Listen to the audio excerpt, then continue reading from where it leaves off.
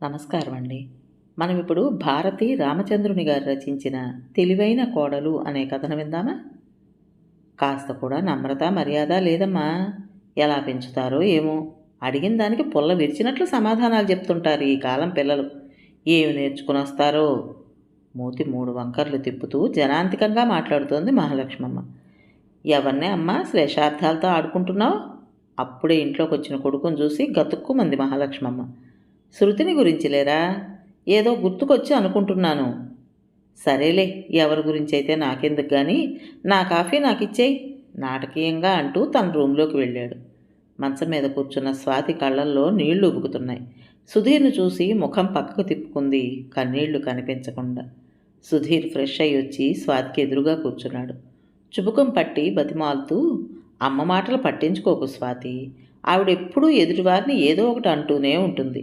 నిజంగా నీలో తప్పుండి కాదు అనడం ఆమె మేనియ, అంతే.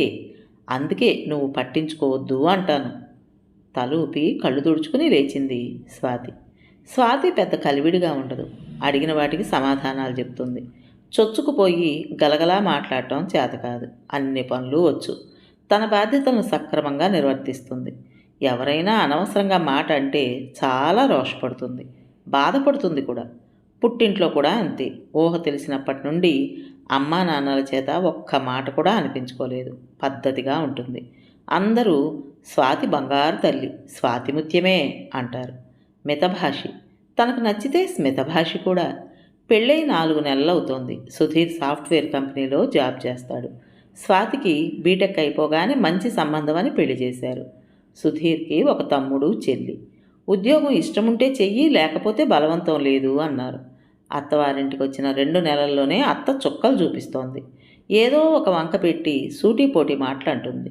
తనను పరోక్షంగా అంటుంది. కూతురు శృతినైతే డైరెక్ట్గానే వాయిస్తుంటుంది. ఆ పిల్ల లెక్క చేయదు. ఎక్కడవక్కడ వదిలేసిపోతుంటుంది. స్వాతి ఇల్లంతా నీట్గా సర్ది పెడుతూ ఉంటుంది. శృతికి వదిన స్వాతి అంటే చాలా ఇష్టం. అమ్మ తనను తిట్టినా ఊరుకుంటుంది, కానీ స్వాతిని ఏదైనా అంటే అస్సలు ఒప్పుకోదు. మరిది సురేష్ కూడా వదినంటే చాలా గౌరవంగా ఉంటాడు. ముగ్గురు దగ్గర దగ్గర ఒకే వయసు వాళ్ళు అవడంతో కబుర్లు చెప్పుకోవటం, ఏవైనా గేమ్స్ ఆడుకోవడం చేస్తుంటారు. స్వాతి పెద్దగా మాట్లాడదు. అన్నా చెల్లెళ్ల కబుర్లు ఎంజాయ్ చేస్తుంటుంది. మహాలక్ష్మమ్మకు ఇది సుతరాము ఇష్టం ఉండదు. కోడలు రిజర్వ్డ్గా ఉంటుందని, పొగరని ఆమె భావన. స్వాతిలో ఏదో ఒక లోపం వెతుకుతూనే ఉంటుంది. సరిగ్గా సమాధానం చెప్పదని దెప్పుతుంటుంది. ఆవిడ అలా మాట్లాడుతుంటే స్వాతి భరించలేకపోతోంది. బాధతో, కోపంతో ఉక్కిరి బిక్కిరవుతోంది. ఆ మాట్లాడే ఒక మాట కూడా మానేసి సైలెంట్ అయిపోతోంది. స్వాతికి అత్తగారు పెట్టే నస విసుగొస్తోంది.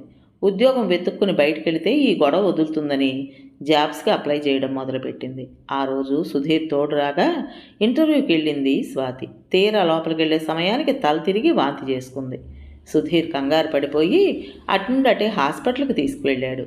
లేడీ డాక్టర్ చెక్ చేసి స్వాతి ప్రెగ్నెంట్ అని చెప్పింది. ఇక ఆ రోజు ఇంటిల్లి బాదికి ఆనందం అవధులు దాటింది. శృతి స్వీట్లు పంచి సెలబ్రేట్ చేసింది. మహాలక్ష్మమ్మ కోడల్ని కాలు కదపనీయకుండా టైంకు భోజనం, ఇష్టమైనవన్నీ అడిగి చేసి తినిపించడం చేస్తోంది. అంతటితో ఊరుకుంటుందా? అన్నీ తను చెప్పినట్లే చేయాలి, తను పెట్టినట్లే తినాలి. కూర్చోకూడదు, నిలబడకూడదు. సహించకపోయినా తిని తీరాలి.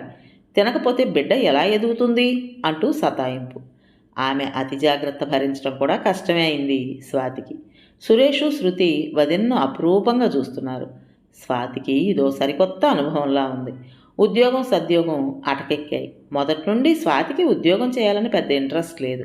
3వ నెలలో స్వాతి పుట్టింటికి వెళ్ళొచ్చింది. 7వ నెలలో సీమంతం చేసి పురిటికి తీసుకెళ్లారు. స్వాతికి బాబు పుట్టాడు.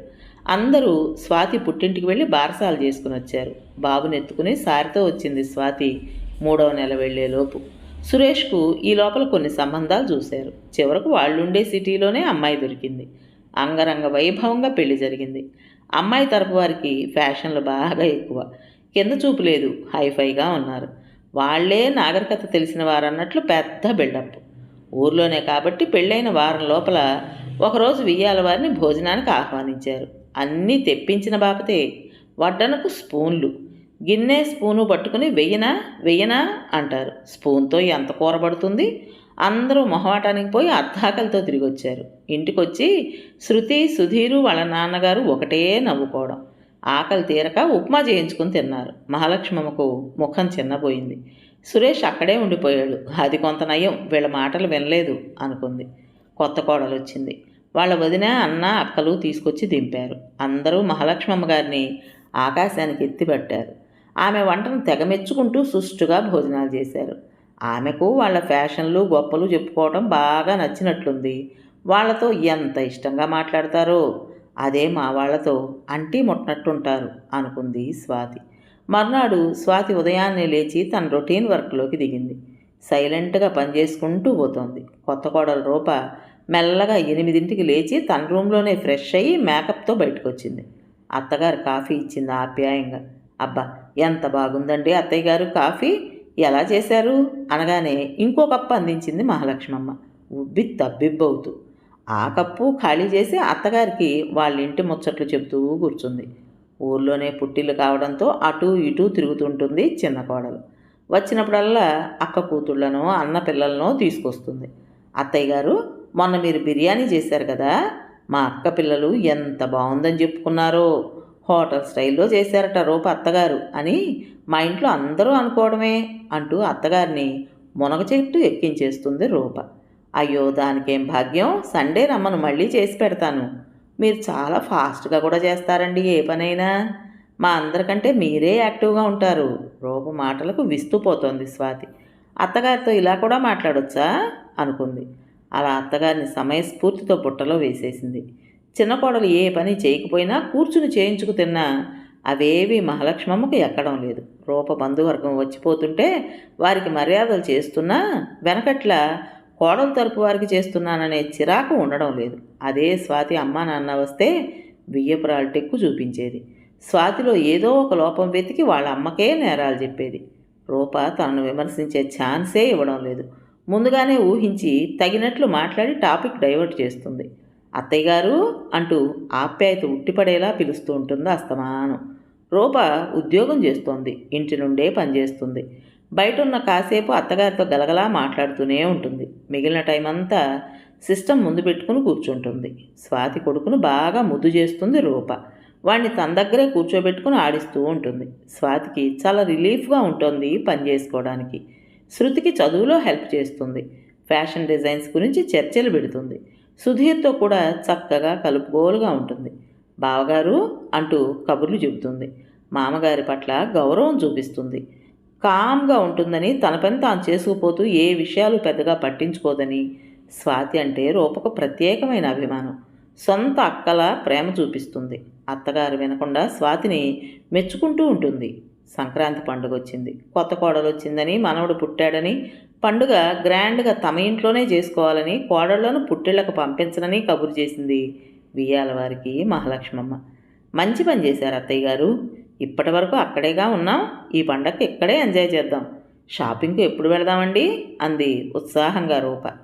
ఈ అమ్మాయికి ఎన్ని కళలు బాబు, ఎవరికి తగినట్లు వారితో మాట్లాడుతుంది. అత్తగారికి సరైన కోడలు దొరికింది అనుకున్నారు శ్రీధర్రావు గారు. మీరు వెళ్ళి డ్రెస్సులు తెచ్చుకోండి, శృతిని కూడా తీసుకువెళ్ళండి అంటూ భర్తను అడిగి 10,000 తెచ్చేవబోయింది మహాలక్ష్మమ్మ. మీరు రావాల్సిందే, మీకు చీర కొనాలిగా, పైగా మీ సెలక్షన్ చాలా బాగుంటుంది, మీ చీరల కలర్సు చాలా డిఫరెంట్గా ఉంటాయి అంటూ పొగిడేసరికి మహాలక్ష్మమ్మ కాదనలేక తనూ కదిలింది. ఆడవాళ్ళంతా షాపింగ్కు బయలుదేరారు. పండుగ 3 రోజులు ఎంతో సందడిగా జరుపుకున్నారు. రూప వచ్చిన దగ్గర నుండి స్వాతిని ఏమీ అనలేకపోతోంది మహాలక్ష్మమ్మ. అసలు తప్పులు వెతికే అవకాశమే రావడం లేదు. ఇంట్లో వాతావరణమే మారిపోయింది. తను ఇంతకు ముందులా సాధిస్తే చిన్నకోళ్ళు ఏమనుకుంటుందో అని క్రమేణా తన ధోరణి మార్చుకుంటోంది. అత్తయ్య గారు, వరల్డ్ ఫేమస్ ఇంగ్లీష్ మూవీ వచ్చిందండి, వెళదామా అడిగింది రూప. నాకు అంతగా అర్థం కాదులేమ్మా, హిందీ అన్నా అయితే కాస్త చూస్తాను అంది మహాలక్ష్మమ్మ. నేను పక్కనే ఉంటానుగా, చెప్తుంటాలేండి. లేదులే, మీరు వెళ్ళండి. బావగారు, అందరం వెళదామండి, అక్క, మీరు, శృతి కూడా. ఓకే అన్నాడు సుధీర్. వీడు చూడనివ్వడు రూప, నేను రానులే అంది స్వాతి. అత్తయ్య గారు ఎలాగూ రానంటున్నారు కదా, బాబు తన దగ్గర ఉంటాడులే, ఏమంటారు అత్తయ్య గారు అనేసింది అత్తగారిని చూస్తూ చొరవగా. స్వాతికి భయం వేసింది ఆమె ఏమంటుందో అని. రూప అడిగిన తీరుకు ఏమీ అనలేకపోయింది మహాలక్ష్మమ్మ. సుధీర్ ఆశ్చర్యంగా చూశాడు తల్లి వైపు.